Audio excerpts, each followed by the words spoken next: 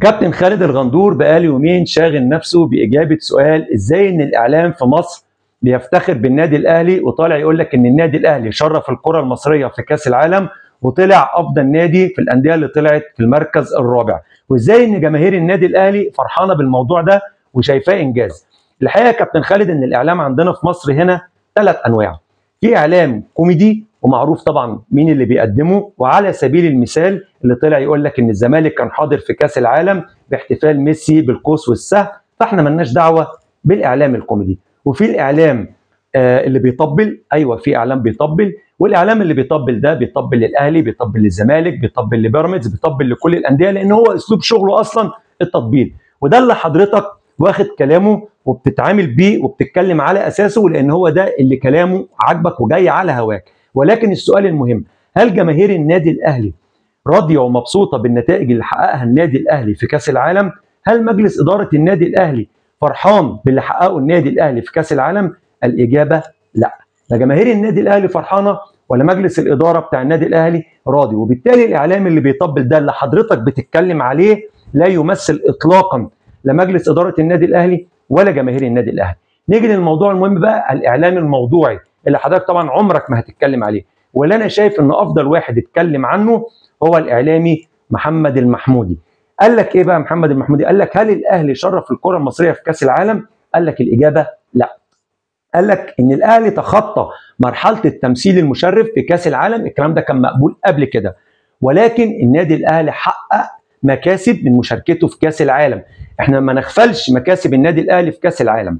زي ايه؟ قال لك النادي الاهلي بعيدا عن المكاسب الماديه طبعا، قال لك ان النادي الاهلي كان داخل عقود اللعيبه اللي بتجيله عشان الانديه تشتريها ب 2 مليون و3 مليون و4 مليون دولار. دلوقتي اللعيبه بتاعته ممكن تجي لها عروض ممكن توصل ل 8 مليون و9 مليون دولار، لدرجه ان هو طالب الاهلي ان في وسام ابو علي 10 مليون دولار، وبالتالي ده مكاسب. قال لك النادي الاهلي بكل الاستفتاءات اللي طلعت سواء كانت على المستوى الدولي او المستوى الافريقي دخلت لعيبه من النادي الاهلي من ضمن افضل اللعيبه في الدور الاول في كاس العالم، زي محمد علي بن رمضان، زي احمد سيد زيزو، وبالتالي قدرت تحكم على اللعيبه اللي عندك في ليفل عالي عامله ازاي ومستواها ايه وايه اللي ممكن تقدمه لك.